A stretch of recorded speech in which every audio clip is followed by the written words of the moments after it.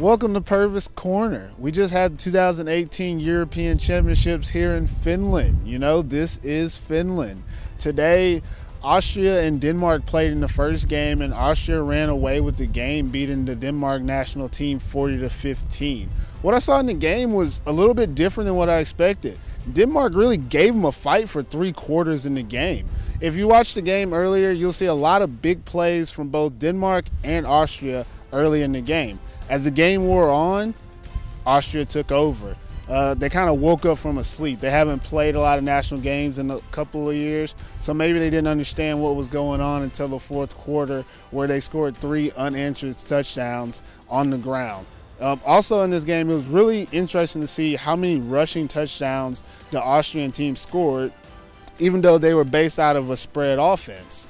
What really happened was their offensive line was dominating Denmark's defensive unit, so the run game was there. Even the quarterback, Alexander Thury, he had almost 100 yards rushing in this game and 2 rushing touchdowns because he could use his feet to make plays and no one was trying to guard him. In this game, Denmark came out with a lot of trick plays. They really sold all out. You could tell they wanted to win this game. They want to be in the middle game.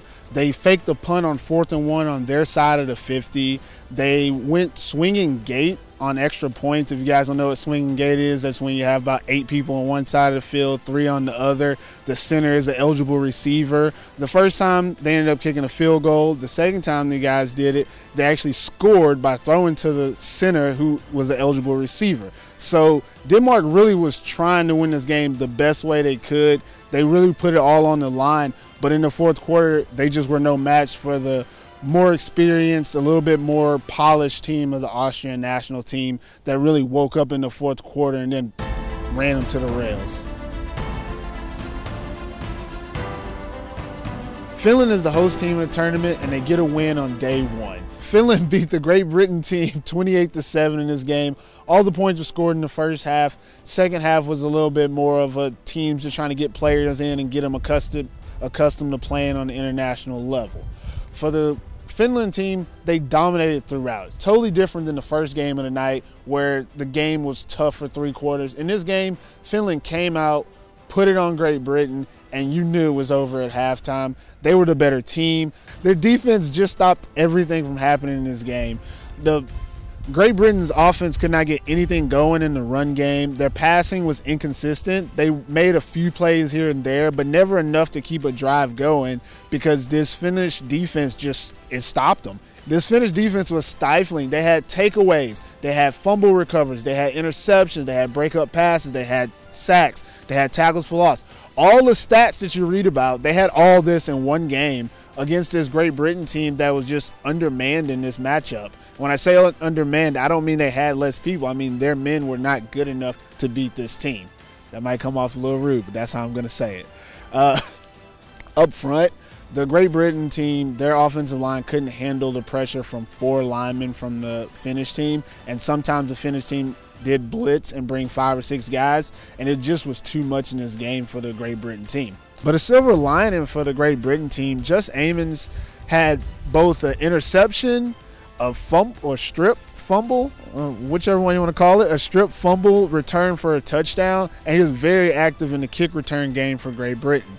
They might have been outmatched in this game, but they could be a threat to teams later on in this tournament. So Great Britain, don't think that you had nothing going on in this game. The guys, they showed some promise in the second half. Neither team scored. Great Britain adjusted defensively and slowed down what was a very potent running game for the Finnish team. And when I say potent running game for the Finnish team, I mean everybody ran. Veikko Lehtinen was running and had a lot of yards. Even his younger brother, Tuukka Lehtinen, scored a touchdown in this game.